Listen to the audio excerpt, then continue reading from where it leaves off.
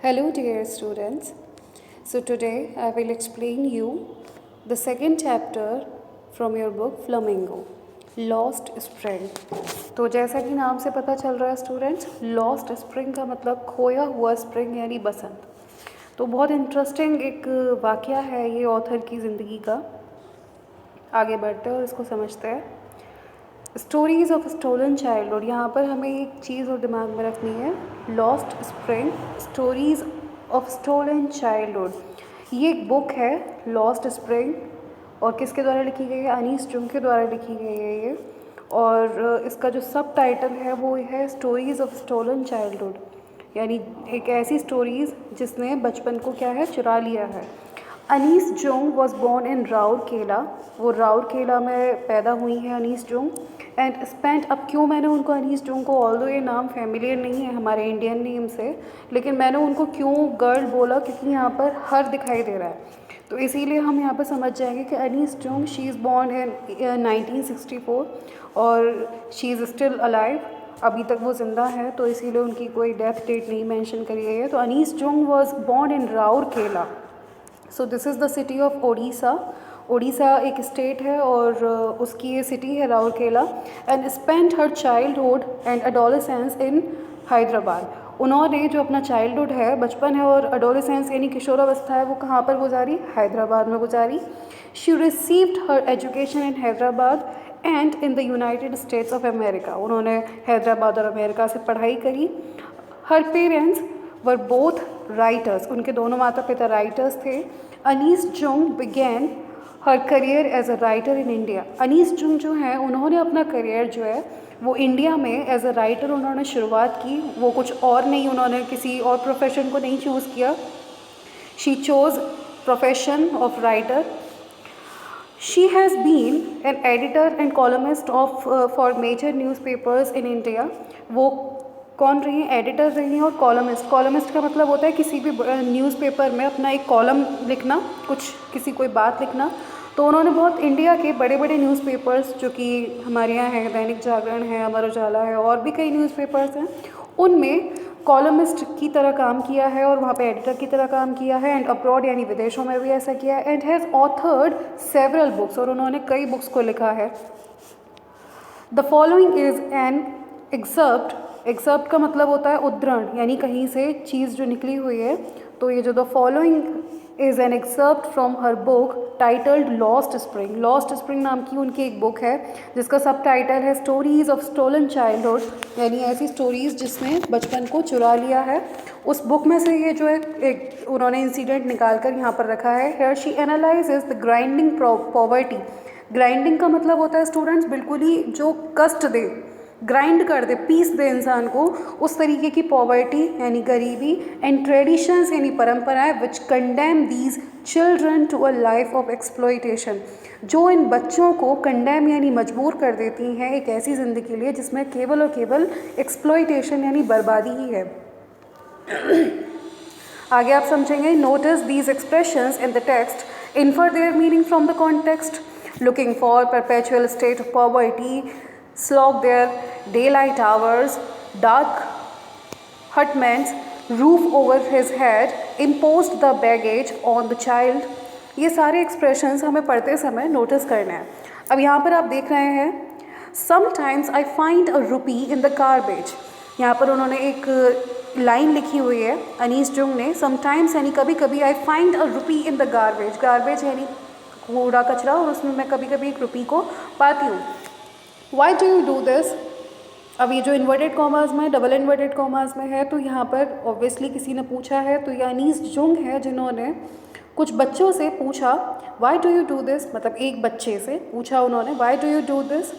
I ask Sahib whom I encounter every morning scrounging for gold in the garbage dumps of my neighborhood। I ask Sahib, यहाँ पर जो आई है वो Anees Jung के लिए यूज़ किया है कि मैंने साहिब नाम का एक लड़का है, उससे मैंने पूछा whom I encounter every morning, जिसका मैं सामना करती हूँ। encounter मतलब every, सामना करना, और प्रत्येक सुबह मैं उससे सामना होता है मेरा उस बच्चे से। scrounging for gold in the garbage dumps, जो कि scrounging कर रहा होता है। scrounging का मतलब होता है जो फालतू का मुफ्त में पड़ा हुआ जो सामान होता है, scrounging, उस सामान को वो गार्बेज के डंप का मतलब होता है कूड़े के ढेरों में से वो क्या करता है, ढूंढता है। तो मेरे नेबरहुड में यानी मेरे आस पड़ोस में ही वो एक बच्चा है जिसका नाम क्या है, साहिब। तो मैंने उसको क्या किया, मैं उसको एवरी मॉर्निंग मिलती थी और मेरा उससे सामना होता था, जो कि गोल्ड यानी कुछ सोने की चीज़ों को ढूंढता रहता था। किसमें? गार्बेज डंप्स में।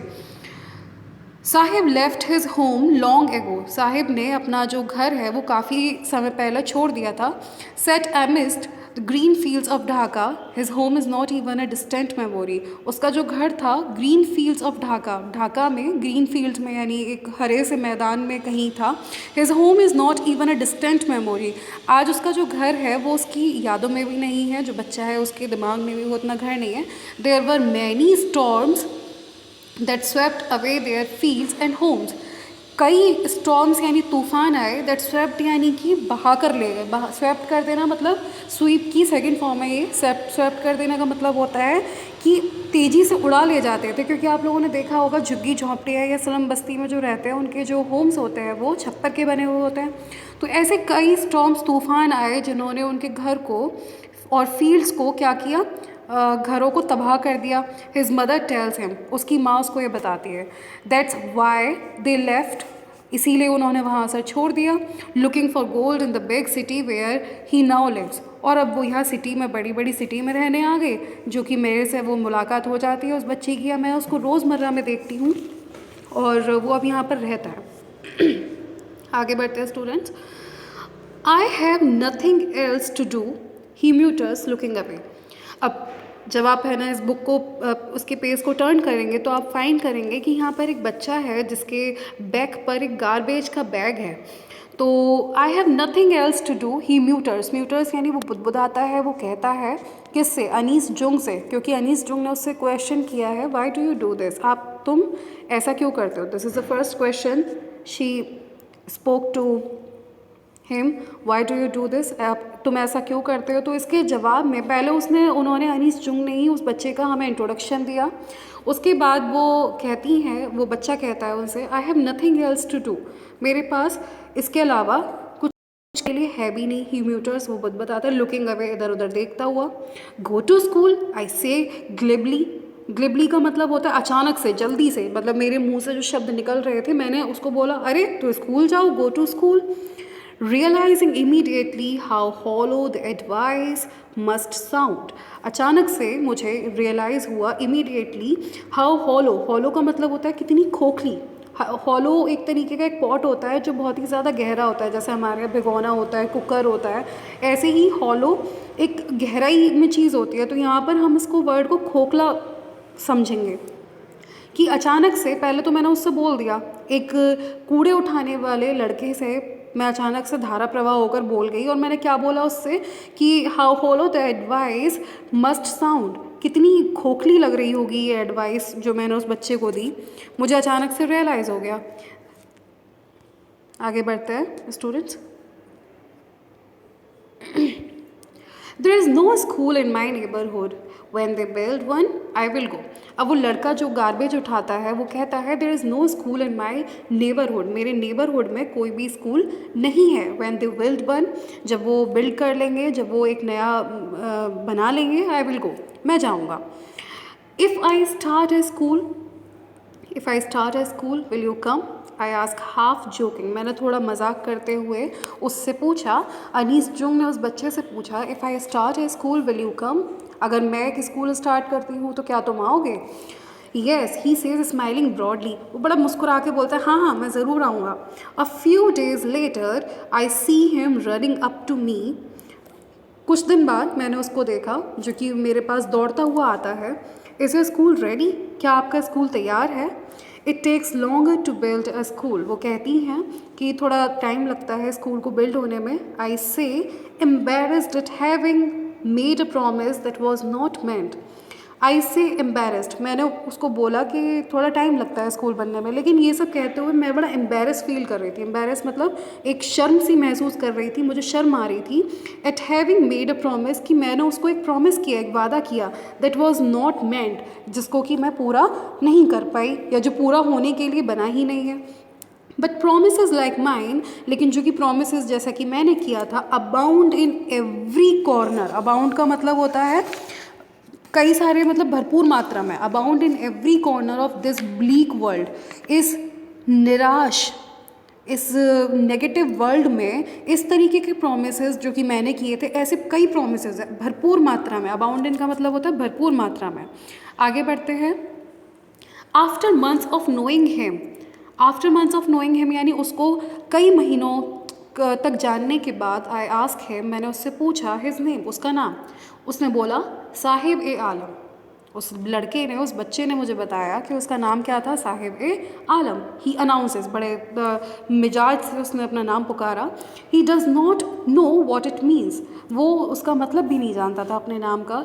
If he new it's meaning, यदि वो अपने नाम का मतलब जानता होता, जो कि क्या है उसके नाम का मतलब, लॉर्ड ऑफ द यूनिवर्स, इस पूरे ब्रह्मांड का Lord, he would have a hard time believing it, उसको यकीन ही नहीं होता और वो बहुत मुश्किल से अपने नाम के, कि ये उसका नाम है, कि वो पूरे संसार का लॉर्ड है, उसको अपने नाम पर बिलीव ही नहीं होता। जिस तरीके का वो काम करता है, जिस तरीके का उसका रहन सहन है, वो बिल्कुल बिलीव ही नहीं कर सकता था। Unaware of what his name represents, unaware of what his name represents means कि वो अनअवेयर था, वो जानता नहीं था कि उसके नाम का क्या मतलब है या उसका नाम क्या रिप्रेजेंट करता है। ही रोम्स, रोम्स का मतलब होता है इधर उधर घूमना। द स्ट्रीट्स, वो रोड्स पर और है ना स्ट्रीट्स पर घूमता था विद हिज फ्रेंड्स, अपने फ्रेंड्स के साथ। एन आर्मी, और उसके फ्रेंड्स कैसे हैं भाई students, an army of bear foot boys. Bear foot मतलब नंगे पैर जो चलने वाले कुछ लड़के होते हैं, उसकी, उनका फ्रेंड्स जो था, उनके आसपास का जो फ्रेंड सर्कल था, वो कैसा था उस लड़के का, कि army of bear foot boys. उसके आर्मी में, उसके फ्रेंड सर्कल में कितने कैसे बच्चे थे जो कि बेयरफुट रहते थे। Who appear like the morning birds, जो कि कैसे लग रहे थे, मॉर्निंग बर्ड्स की तरह। एंड डिसअपीयर एट नून, जो कि सुबह सुबह ही दिखते थे और डिसअपीयर हो जाते थे नून में, यानी दोपहरी में वो डिसअपीयर यानी गायब हो जाते थे और अपीयर होते थे मॉर्निंग में।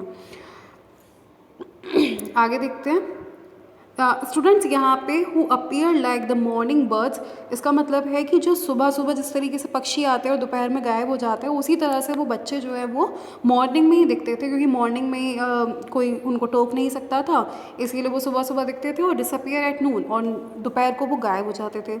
Over the months I have come to recognise each of them, जैसे जैसे मंथ्स बीतते जा रहे थे, I have come to recognise each of them, मैंने उन सारे बच्चों को क्या किया था, जान लिया था, उनमें से प्रत्येक को जान गई थी मैं। फिर मैंने एक बार पूछा, why aren't you wearing chappals, तुमने चप्पल क्यों नहीं पहनी हुई है। आई आस्क वन, मैंने उनमें से एक बच्चे से पूछा। My mother did not bring them down from the shelf, he answers simply, उसने, एक बच्चे ने मुझे सिंपली आंसर दिया, my mother did not bring them down from the shelf. Shelf होती है अलमीरा, और अलमीरा से मेरी माँ ने अभी तक चप्पल निकाल के मुझे नहीं दी। कितना कितना मतलब एक तरीके का एक कष्टदायी जोक है ये, कि उनके पास ऑब्वियसली चप्पल थी ही नहीं। Even if she did he will throw them off, even if she did he will throw them off, कि even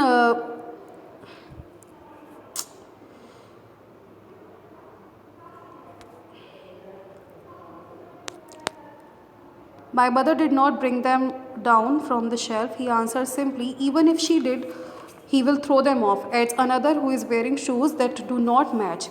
अब उनमें से ही एक बच्चा जो है वो क्या कहता है, वो बोलता है, इवन इफ़ शी डिड, यदि वो उसको दे भी देती, he will throw them off, वो क्या कर देता, उसको वो फेंक देता। एड्स अनदर, दूसरा जो है वो क्या करता है, दूसरा उसमें है ना उसकी बात को ऐड करते हुए कहता है, who is wearing shoes that do not match, जो कि ऑलरेडी वो क्या कर रहा है, शूज़ को वेयरिंग करा हुआ है, पहने हुआ है एक बच्चा, जो कि डू नॉट मैच, जो कि एक दूसरे से मैच भी नहीं कर रहे हैं। When I comment on it, जब मैंने उस पर कमेंट किया, he shuffles his feet and says nothing, उसने अपने पैरों को शफल किया, मतलब अदला बदली कर दिया उसने अपने शूज़ की। I want shoes says a third boy, अब तीसरा बॉय कहता है, आई वॉन्ट शूज़, मुझे क्या चाहिए, शूज़ चाहिए। Who was never owned a pair of all his life, उसने सारी ज़िंदगी में कभी भी शूज़ का पेयर नहीं खरीदा। Travelling across the country I have seen children walking barefoot in cities on village roads. मैंने जितनी भी कंट्रीज़ में है ना ट्रैवल किया है, अनीस जो कहती हैं कि आई have seen children walking barefoot, मैंने ज़्यादातर ये देखा है कि बच्चे जो हैं, जो गरीब बच्चे हैं, जो कूड़ा उठाने वाले बच्चे हैं, वो ज़्यादातर क्या रहते हैं, बेयरफुट रहते हैं, नंगे पैर रहते हैं, चाहे वो सिटी हो चाहे वो विलेज की रोड्स हो। It is not lack of money, ये मनी की कमी नहीं है कि पैसे की कमी हो, पैसे तो उनको मिलते हैं, वो चाहे तो चप्पल खरीद ले, कई बार गार्बेज में से पैसे मिल जाते हैं। But a tradition to stay barefoot, लेकिन एक प्रकार का ट्रेडिशन, एक परंपरा है बेयरफुट यानी नंगे पैर रहने की, इज़ वन एक्सप्लेनेशन, एक तरीके की एक एक्सप्लेनेशन है। I wonder this is the only excuse to explain away a perpetual state of poverty. वो कहती हैं, वो बताती हैं कि मैं आश्चर्य करती हूँ कि यही एकमात्र क्या है, एक्सक्यूज़ है ये बताने का, ये दिखाने का कि भाई परपेचुअल का मतलब होता है जो कि निरंतर चलने वाली पॉवर्टी है, जो कि गरीबी उनकी कभी ख़त्म नहीं होगी, उस स्टेट को दर्शाती है, उस स्तर को दर्शाती है कि वो परपेचुअल पॉवर्टी है, वो कभी ना ख़त्म होने वाली पॉवर्टी है। और ये केवल एकमात्र एक्सक्यूज़ है कि जो चप्पल है उन्होंने मम्मी ने नहीं दी या हमने नहीं पहनी। So that's all for today. Thank you students. इसके आगे का अगली वीडियो में समझेंगे। Thank you all.